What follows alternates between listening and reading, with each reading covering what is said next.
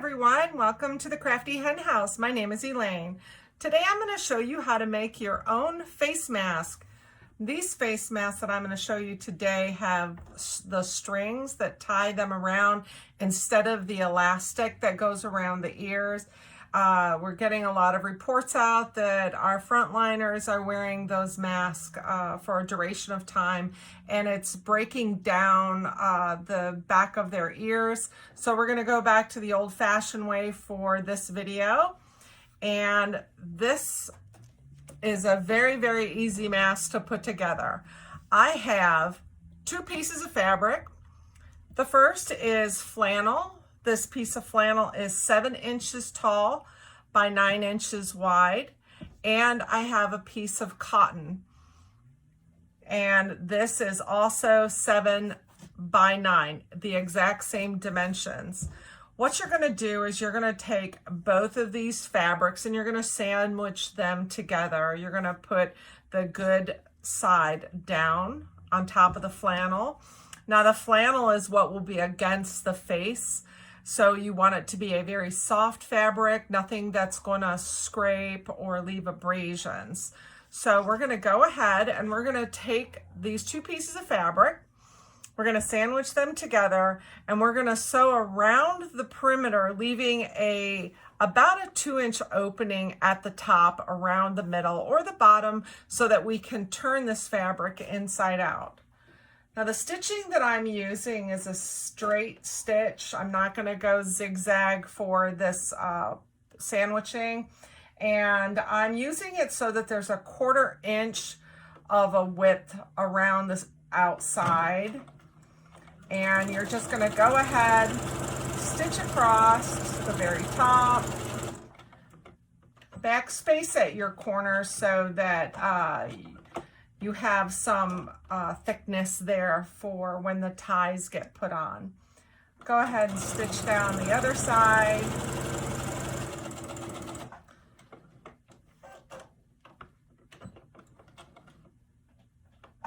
And then we're going to go across the next long piece, and we're going to leave about a 2-inch section opening. Back stitch a couple times in that area. And then move your fabric, back stitch, continue to your corner, and turn it, and we're going to go down the final side.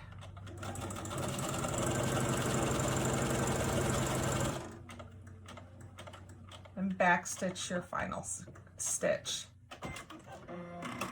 Now on your corners, you're going to go ahead and you're going to cut off diagonal, being careful not to cut into your stitches. This is going to help you to turn your corners so they're not so bulky. You want them to lay as flat as possible.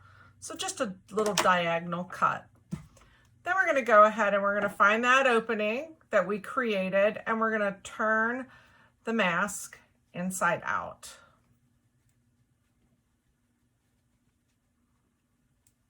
Being careful with your stitches, of course. Once it starts, it's quite easy to turn inside out. Then we're going to go ahead and we're going to get a tool, and we're going to insert the tool into our pocket, and we're going to flatten down those corners and those edges so that we can go ahead and we can iron it.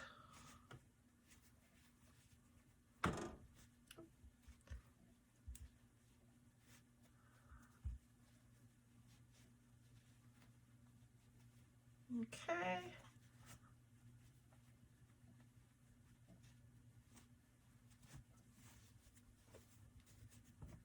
Okay. You can use any tool that you need to turn down or flatten out your corners. This is a tool that I use for my quilting. It has a nice pointy little corner that won't go through the stitches, has a flat edge that you can use that goes along the interior seam. Or I also have this, it's a wooden dowel, and it's blunt on one end to push in your corners as well. So we're going to go right inside. Go ahead and push out the corners carefully. You don't want to push through your fabric. and go all the way around, get all four corners nice. And then after we do this, we're gonna go ahead and we're gonna iron it flat. So we have a nice rectangle with no bunching corners. I see this one's a little bunched up. There we go. And then you're going to go ahead and you're going to take this little pocket that you left open to turn. Make sure the fabric is turned in. Just pull it a little and it actually turns in by itself. And you're going to lay this flat on your ironing mat and we'll go ahead and iron it.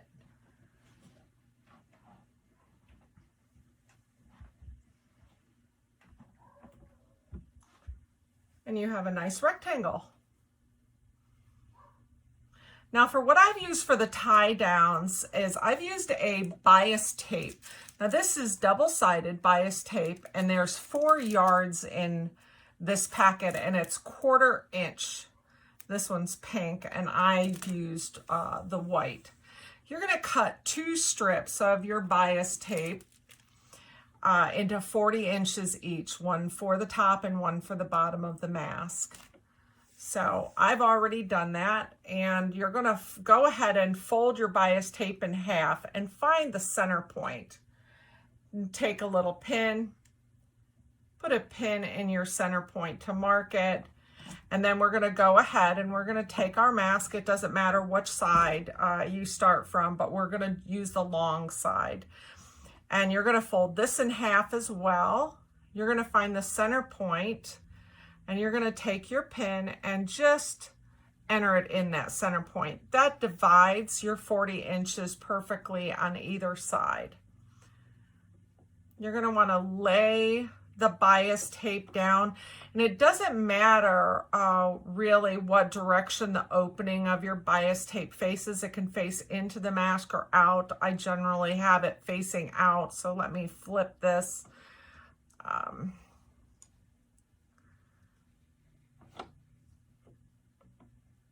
Because then we're going to go ahead and we're going to switch our settings on our sewing machine, and we're going to set them at a zigzag stitch.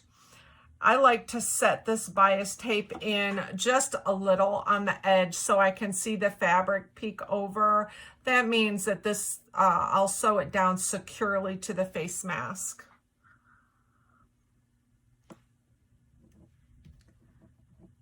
And I'll tape this end. And then I'll go ahead and I'll stretch it out and tape the other end.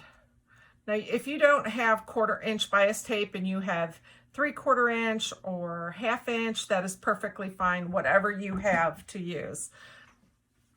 So then you're going to go ahead, I'm going to switch my settings on my machine to a zigzag stitch. And I'm also going to switch the settings for the zigzag to a 3.5 inch width by a 2 inch length. That'll give me enough of a stitch to go ahead and cover the complete bias tape. So I am actually sandwiching the bias tape together so it doesn't open up.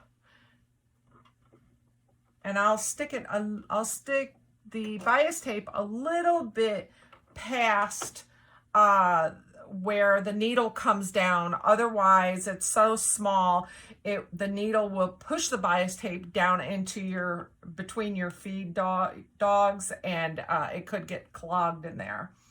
So then you want to go ahead and start out a little slowly till the machine catches and pulls it out from the back side.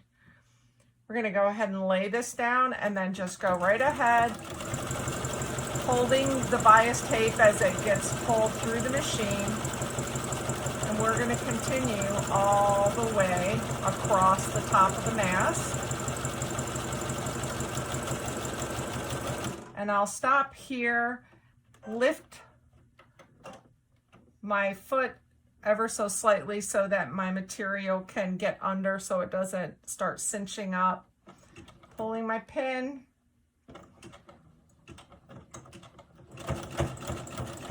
And And now we're on to the face mask. I'm going to stop so I can get my other pin out. And you can go ahead, you feel that you're getting a little bit of a bump in the face mask, go ahead and pull this last pin and just hold the bias tape along the bottom or the top of the mask. And continue through. All right, now we're off and on to the other part of the bias tape tie. And go all the way through. You're doing this primarily to stitch down that bias tape together, sandwiching it together. And there we go. So I have one strip on, and it's all the way connected all the way from one end to the other.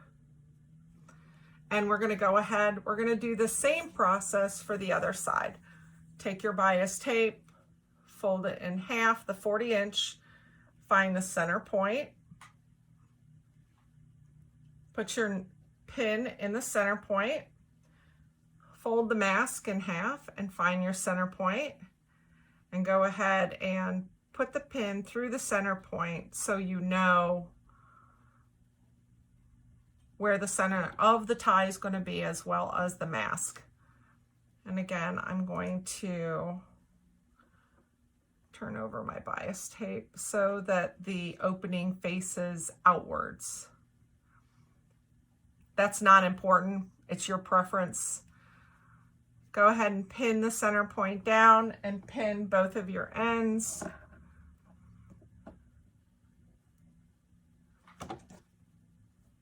And you're also going to be sewing right over top of that opening that we created when we turned the mask.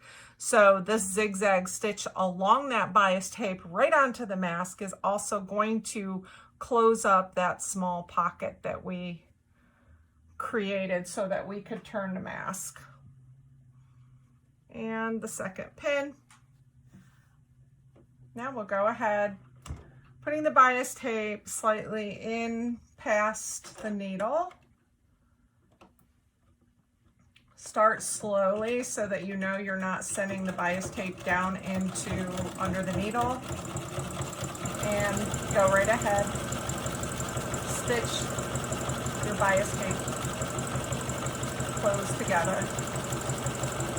You want to make sure that the needle is going through the center of your bias tape and not getting off from one side to the other. Go slowly as you go on.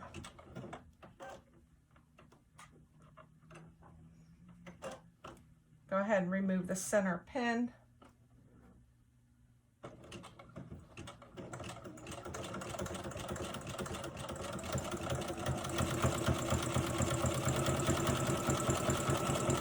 And I'm going to go ahead and remove my final pin so that the mask will lay nicely.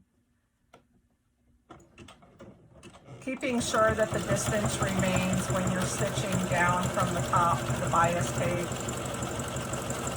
I prefer putting the tape on top of the mask and having it set down slightly from the edge. That way I know it's secured. Last thing you want to do is have your mask come apart. All right. So that's the main form of our mask. We have it all stitched down. Our little opening is stitched. Now what we're going to do is we're going to create the fold. Now the fold I like to make, and you've probably seen them where they have 3 folds going in the same direction. The fold I prefer to make, and it's the same reason for having the fold, is so that it gapes around the face but seals along the edges here. And I like to create a fold that goes in one direction at the top and one direction at the bottom, and it has about a 1.5 to 2 inch column in the center. So what I do for this is I lay my mask nice and flat, and what I do also is to make sure that the mask when it's complete and I have it pinned before I sew it, I like the mask to be about 3.5 inches wide. Of course, it's going to be 9 inches, a little under because of our 1/4 inch seams. But the center of the mask will be, when it's folded, 3.5 inches. So what I do is I take and I pinch my material about 1 inch up. I pinch the material and I fold over about, I would say about 1/2 inch. And then you're going to want to go ahead and pin that fold over. And the same with this other side. Go ahead and pinch and fold over. And then you're going to turn your mask and you're going to do the same at the top. You're going to pinch and you're going to fold over like this. And before I stitch it, what I like to do is I'll take my ruler, set my ruler on the top, and make sure that it's 3.5 inches. And then go ahead, you can leave your ruler on top of there, and go ahead and pinch. Make sure your pinched fold is pinned here, and also on the opposite side, so that you have a 3.5 inch mask. Now what you're going to do is you're going to take this after it's pinned and you're going to go ahead and go underneath your sewing machine again and leave the zigzag stitch. I find that the zigzag secures it a lot nicer, and you're going to want to make sure that everything is laying properly, and you're going to back stitch when you start. Each time you go over one of your fold, back stitch. So you're going to have 4 back stitches at the beginning, and we'll go in about 1/4 inch from the edge. You don't want to go any more than that. I'm going to go ahead and back stitch over, and I'm going to pull my pin. Make sure that everything stays nice and straight along the edges. And I'm getting ready to go over another one of my folds, pulling the pin. Go ahead and back stitch over there, and get to the end and back stitch again. And that'll give you a nice zigzag about 1/4 inch from the edge. And then we're just going to go ahead and we're going to flip, and we're going to do the other side. Back stitching at the beginning, pull your pin, back stitching over this fold, keeping everything nice and straight. We're going over another fold. I'm going to lift the foot a little to keep everything nice and flat, pulling the pin.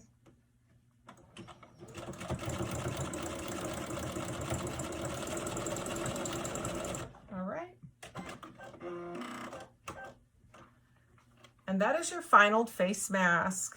Now, how these face masks are attached, most nurses and doctors, of course, they use these with the tie, the disposable. But what they do is they pull them around, and you're going to go ahead and we would tie this in a bow. Now, you can use these for a nursing home, going to the grocery store, tie it behind your head in another bow. That's 2, and then they open up. And so you have a nice seal across the face on either side. You're underneath your chin and over top of your nose, and you can always, put your glasses on and it'll close the nose in. And that is all it takes to make this face mask. It's very, very easy, very convenient. I'm going to show you another step that you could do to make a face mask if you don't have bias tape. What you're going to do is you're going to take your cotton fabric, similar to what you've used here, and you're going to go ahead and you're going to cut a 2-inch strip. Cut a 2-inch strip, but it's also going to be 40 inches, and you're going to need 2 of them, one for the top and one for the bottom. You're going to you're going to cut the 2-inch strip and then go ahead and take your 2-inch strip and fold it in half. You're going to fold it in half and iron it. Once it's ironed, it makes a seam in the center. And then what you're going to do is you're going to go ahead and you're going to turn one side into the center, and you're going to turn the opposite side into the center as well. And then you're going to fold that over and go ahead and iron it again. Now you can do one side at a time. You can do them both together just like I did. And what you're going to have is you're going to have what is like a bias tape, very similar to it. It's going to have a little pocket, but it's going to be about 1/2 inch. And you can take that if you like, and you can put this right over the edge of your face mask on both sides and sandwich the face mask within this tape that you just created.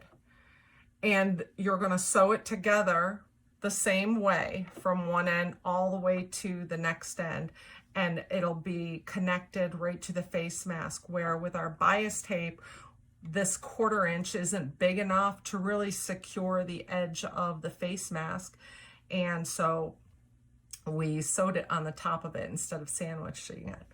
Well, I hope you enjoyed this tutorial for this face mask. I'm going to show you another one in another video with the elastic. They're very, very nice and very convenient if you're running to the store. By no means are these going to keep you from catching a cold or catching a virus. They do not have the filters, the proper filters in them, but they're good if you do have a cold, you can cover up, or if you're running out to the gas station, to the grocery store, or doing errands, you could wear this to protect yourself or to protect others if you're not feeling well. Thank you again. I look forward to having you visit with me for my next tutorial. Have a wonderful day.